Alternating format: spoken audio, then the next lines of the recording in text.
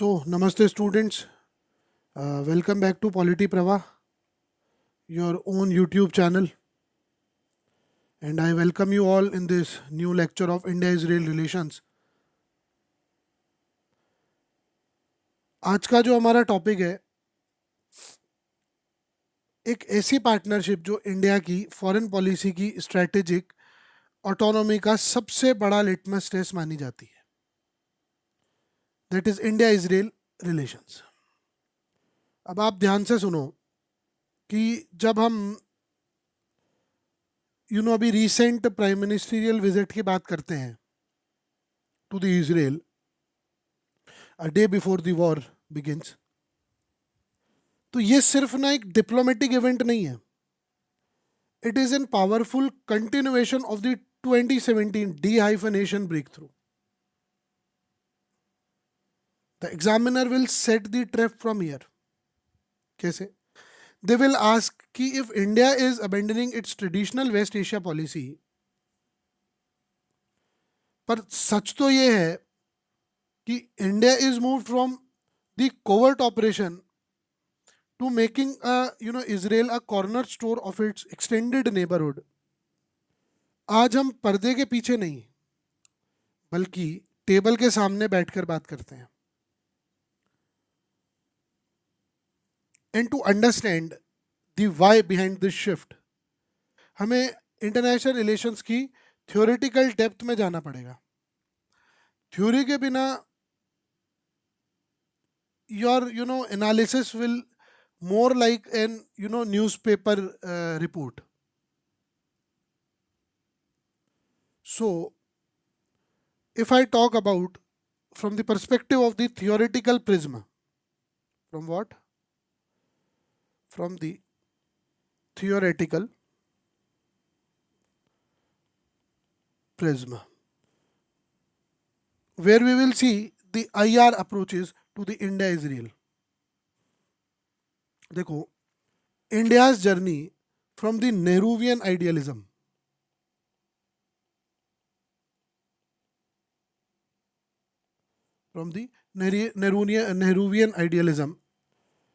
to the current hard realism.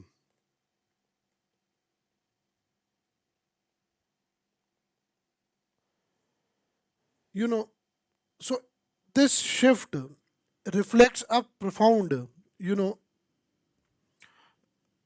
this particular shift from Nehruvian idealism to the hard realism, it shows a profound shift in our strategic culture.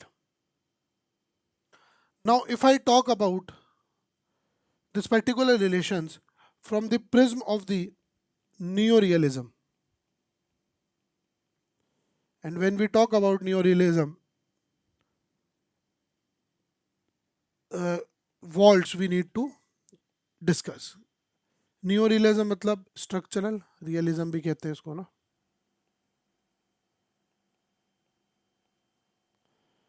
देखो, Kenneth vaults का जो defensive realism है वो ये कहता है कि anarchy में स्टेट्स जो है वो हेल्प करते हैं, सेल्फ हेल्प. कौन सी हेल्प करते हैं? सेल्फ हेल्प करते हैं. इंडिया ने 1962, 1965 और 1971 की वॉर में ये महसूस किया था कि यार सर्वाइवल के लिए ना आइडियोलॉजिकल सॉलिडेरिटी काम नहीं आती है. और इसी के साथ अगर हम जॉन मेयरशाइमर की ऑफेंसिव रियलिज्म को ध्यान में रखें, किसकी? मेयरशाइमर की ऑफेंसिव रियलिज्म. डिफेंसिव किसकी थी? केनेथ वॉल्ट्स की, है ना.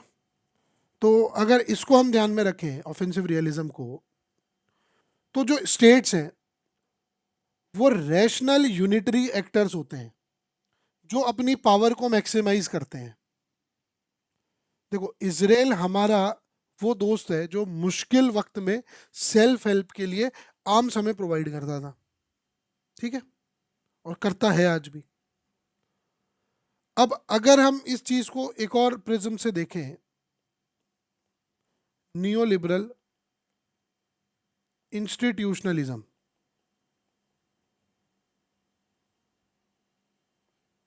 और इसमें जब हम बात करते हैं तो हम बात करते हैं किहोने एंड जोसेफ नाई। अब ये दोनों क्या फोकस करते हैं? अब ये फोकस करते हैं एब्सोल्यूट गेन्स और कॉम्प्लेक्स इंटरडिपेंडेंस पर। किस पे? एब्सोल्यूट गेन्स और कॉम्प्लेक्स इंटरडिपेंडेंस पर। देखो फ्रेमवर्क्स लाइक 14F जो इनोवेशन फंड था, या I2U2 ग्रुपिंग थी, वो ये दिखाते हैं कि जो ऑर्डर्ड एनार्की है ना, उसमें भी इंस्टीट्यूशन अनसर्टनली काम करते हैं, और यहाँ मिलिट्री कंपटीशन से ज्यादा इकोनॉमिक और टेक्नोलॉजिकल टाइज मैटर करते हैं। अंडरस्टूड? अब वहीं अगर मैं बात करूं सोशल कंस्ट्रक्टिविज्म की,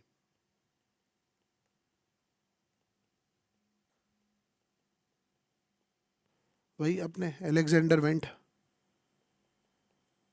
उन्होंने कहा था कि anarchy is what state mark of its. तो पहले हमारी आइडेंटिटी कैसी थी? हॉब्सियन आइडेंटिटी थी, enmity. Why? Due to cold war binaries.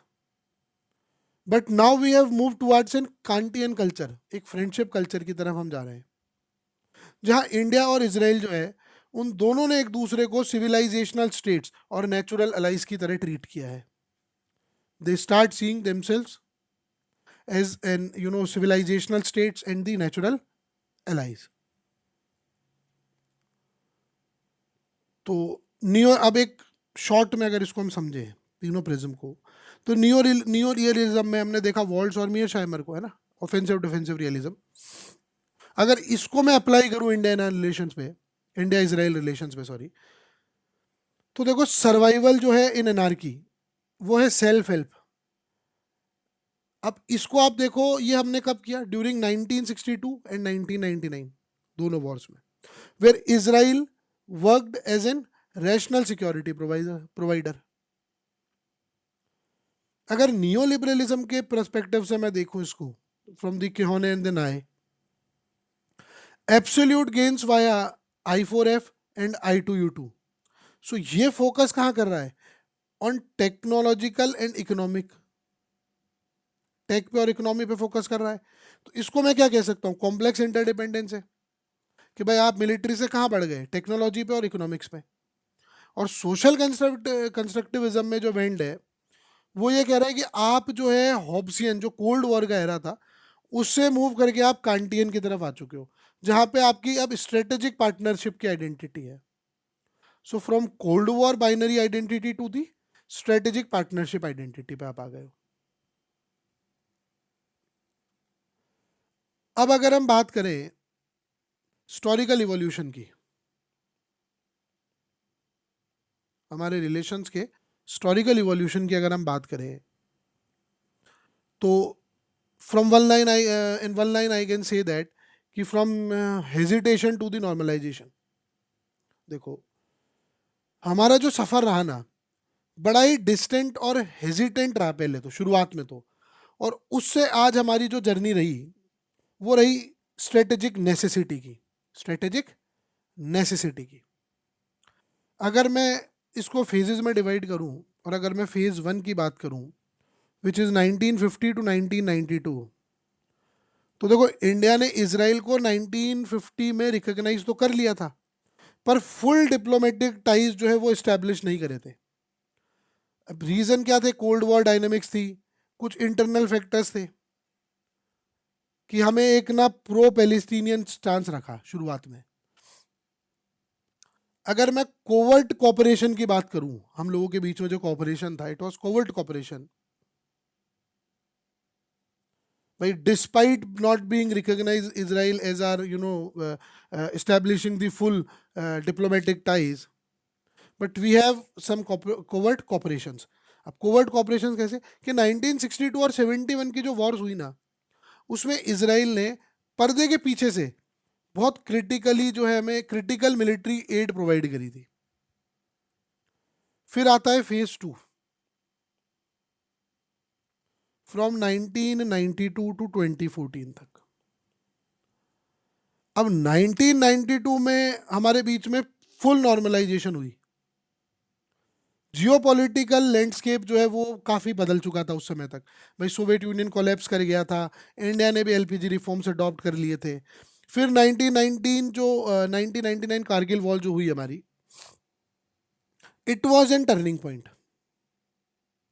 जब बाकी देश हमें मना कर रहे थे ना, तो Israel has delivered us laser guided kits, and that too faster than anyone else, including Russia. और अब हम आते हैं फेज 3 पे, विच इज 2014 टू प्रेजेंट। अब ये है साहब डी हाइफनेशन का era. It is an era of D,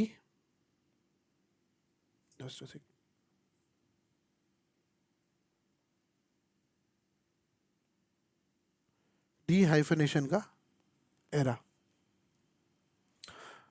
2017 में जो हमारी स्टैंड अलोन विजिट हुई प्राइम मिनिस्टर की, तो उससे हमने ये क्लियर कर दिया कि अब जो तेल अवीव और रामल्ला के जो रिश्ते हैं ना, अब वो इंडिपेंडेंट है। And this is what we call as an pragmatic reset. क्या बोलते हैं इसको? Pragmatic reset.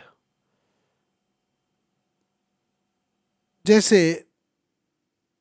अगर आप बात करो इंट्रा यूक्रेनियन लॉजिक की, तो सिमिलरली इंडिया ने ये रियलाइज किया कि जो वेस्ट एशिया में स्टेट्स की जो डिस्टिंक्ट आइडेंटिटीज है ना, हम एक के लिए दूसरे को सेक्रीफाइस नहीं करेंगे सर। ठीक है, अब हम बात करते हैं 4 पिलर्स की हमारी स्ट्रेटेजिक पार्टनरशिप के अंदर।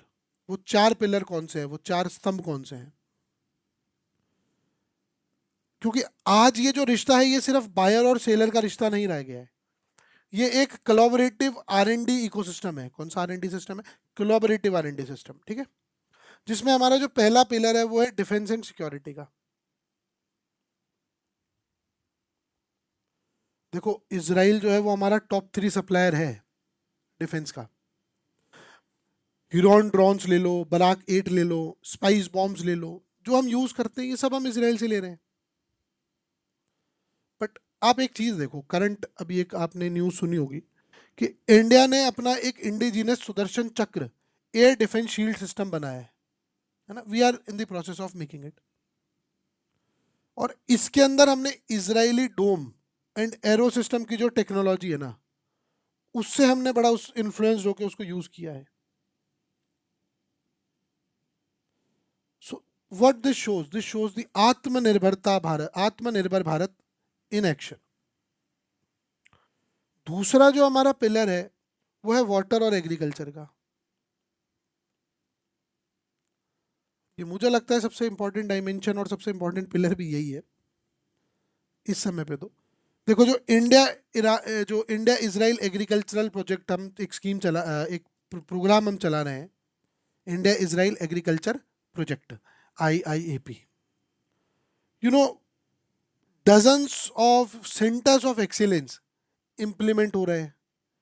ड्रिप इरिगेशन और प्रिसीजन फार्मिंग से हम रूरल इकोनॉमीज की जो इनकम है उसको बढ़ा रहे हैं। और इसमें जो हमारी हेल्प हो रही है वो कौन कर रहा है? इसराइल कर रहा है। तीसरा जो हमारा पिलर है वो है साइबर एंड इनोवेशन का।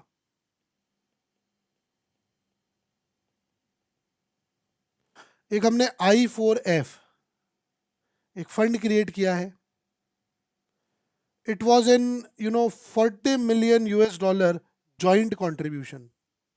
इससे हम लोग क्या करेंगे, जो हाईटेक R&D हो रही है ना इन AI and the smart city, जो इसके लिए हमें टेक्नोलॉजी की जरूरत है, वो हम इधर से ले रहे हैं, इधर से इसको हम जनरेट कर रहे हैं या फिर बना रहे हैं, यूज कर रहे हैं इसको, है ना। और चौथा जो पिलर है हमारा वो है रीजनल इंटीग्रेशन का। किसका है?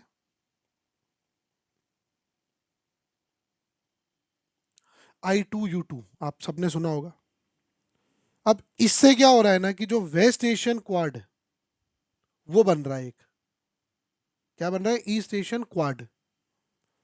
और it linking India, Israel, US and UAE for food security and energy projects. तो एक हम बना रहे हैं इधर वाला हमारा क्वाड ग्लोबल साउथ का, और एक हम बना रहे हैं अब इधर waste Asian quad.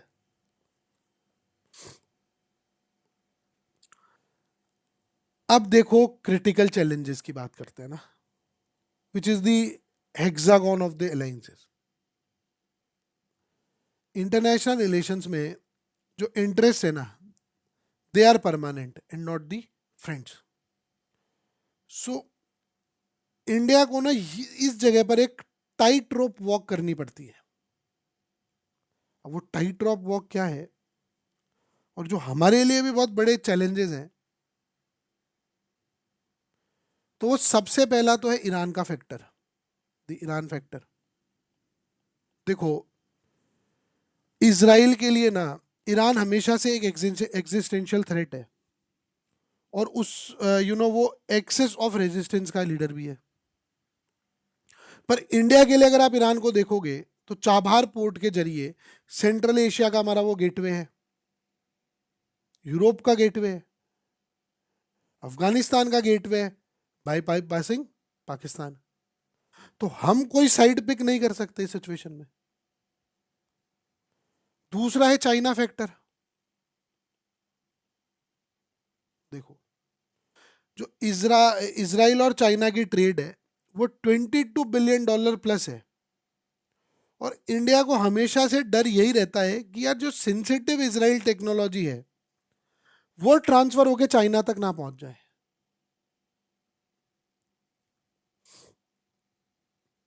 Because we all know how superior Israel is in terms of technology, और उतना ही खराब फिर चाइना का माल है। तीसरा है पैलेस्तीन का इशू।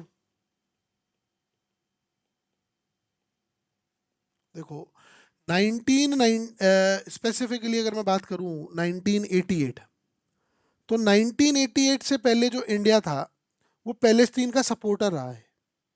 यूएन में जो हमारा वोट था, वो अक्सर इसराइल के अगेंस्ट होता था, और ये जो चीज थी ना, ये एक फ्रिक्शन क्रिएट करती थी। और यहीं पर अब हम बात करते हैं हेक्सागन वर्सेस स्ट्रेटेजिक ऑटोनॉमी की।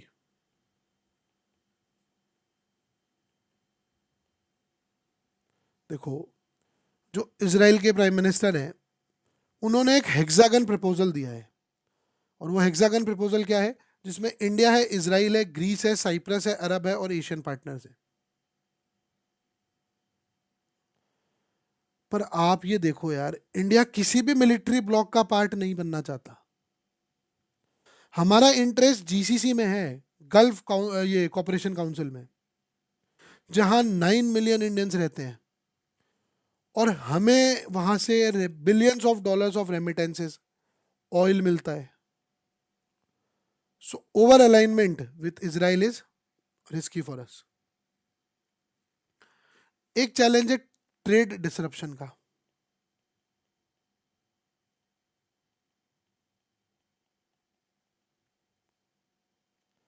अगर मैं बात करूं फाइनेंशियल ईयर 24-25 की, तो उसमें जो बाइलेटरल ट्रेड थी हमारी, इट डिक्लाइंड।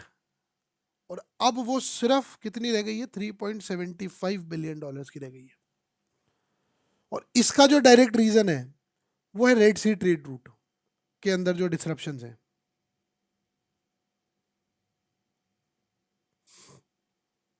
ठीक है, तो ये हमारे चैलेंजेस हैं। अब अगर मैं इंडिया को as a bridge of the global south कहता हूं, तो जो इंडिया का रोल है, वो अब एक टेक डेमोक्रेसी का है। हम नदन टेक्नोलॉजी जो इसराइल की है, उसको यूज करके सदर्न सॉल्यूशंस प्रोवाइड करते हैं। नदर्न टेक्नोलॉजी को यूज करते हैं, और साउथ के जो सॉल्यूशंस है प्रॉब्लम्स के, उसको प्रोवाइड करते हैं। So India is acting as an bridge. भाई, जब हमने वैक्सीन मैत्री के थ्रू अफ्रीका और एशिया को हेल्प किया, या फिर जब हम डिजिटल पब्लिक इंफ्रास्ट्रक्चर की बात करते हैं, तो हम ग्लोबल साउथ की वॉइस बनते हैं। हम G7 और इसराइल से टेक्नोलॉजी भी लेते हैं, उसे कस्टमाइज करते हैं और डेवलपिंग नेशंस को अफोर्डेबल डिजिटल गुड्स की तरह देते हैं।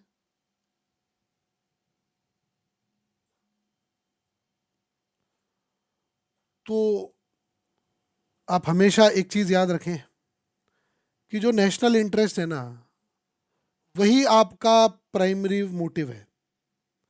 सो इंडिया जो है ना, it is playing an master stroke by balancing the Tel Aviv, Tehran in the Arab world simultaneously.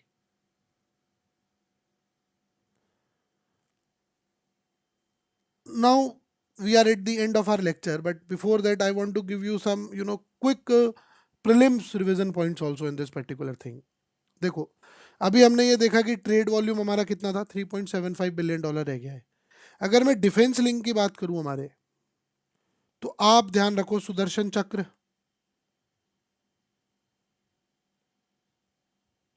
और आयरन डोम की। Now it is your job to इसको आप पढ़ें जाके। अगर की ट्रीटीज की मैं बात करूं तो 1993 अप्रैल और 2025 में हमने बाइलेटरल इन्वेस्टमेंट ट्रीटी करी है।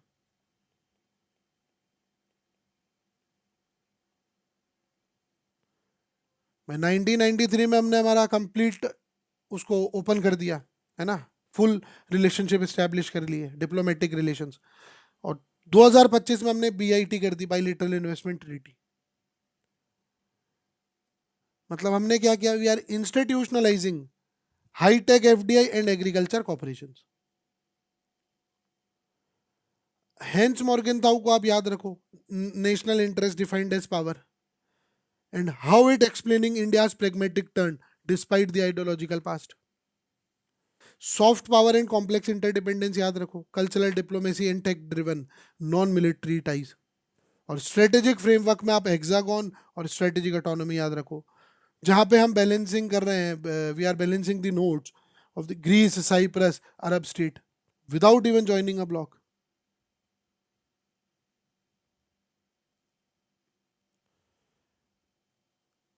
You can also quote Dr. S Jaishankar in this particular uh, segment, where in how in his books he tries to explain कि like how India is navigating a multipolar world through an pragmatic alignment.